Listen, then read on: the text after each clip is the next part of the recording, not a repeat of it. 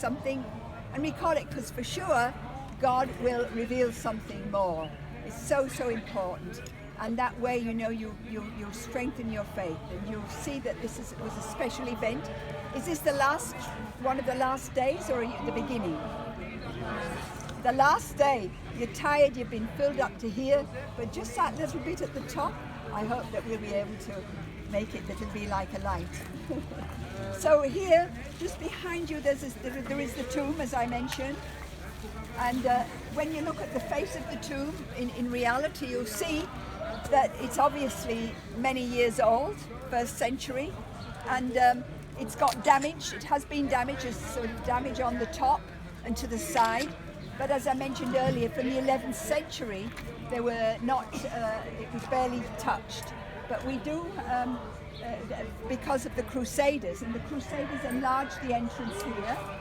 Also the track in front, you'll find that that's also altered. But as you come out of the tomb, you see to the left there's part of what was probably the original track for the rolling stone. We don't have the stone anymore, but that's it. We don't have it.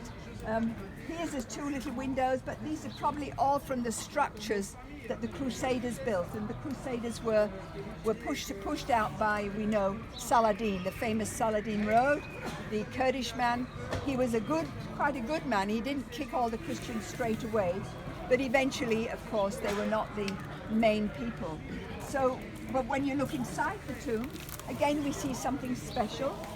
It is now not, it looks like that today, but you see, it's got 4 sections. But in the time of, we found later a more recent type, which it's hard to recognize, but it's almost the same style. So there would have been an awful lot more stonework there, and possibly the body of Jesus would have been laid on top. But there was still an entrance to this section, and there would have been a weeping chamber to the right, you see. And there was a little window which was just for air. There was no special reason. But we always need to remember that this was Joseph of Arimathea's personal family tomb, and he could have done what he liked with it.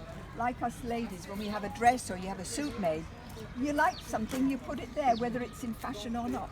So, we could say that it could have been just his personal, what he wanted.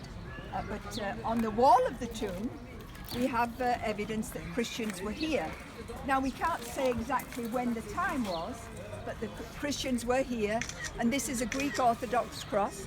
So any time from the beginning of the Greek Orthodox period, this cross could have been put on the wall.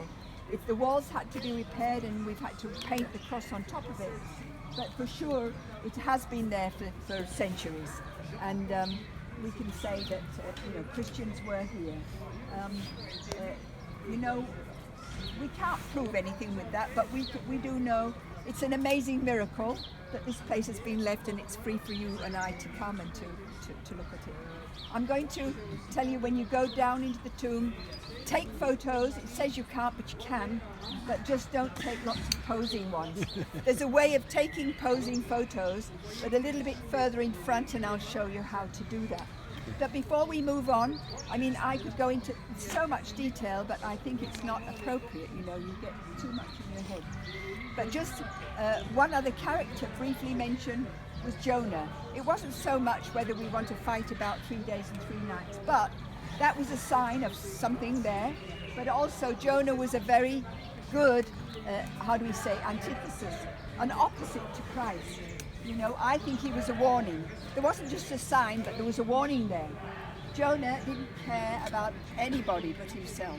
When God sent him, if nothing happens, no one will think that I'm very special. And that happens a lot.